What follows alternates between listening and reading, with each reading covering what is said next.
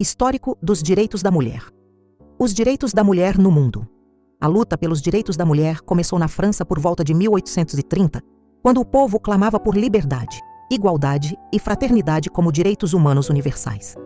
É preciso destacar a importância de o amplo guarda-chuva dos direitos humanos universais abrigar os direitos das mulheres, pois elas têm usado essa ferramenta internacional para divulgar essas leis em todo o planeta e estimular mudanças.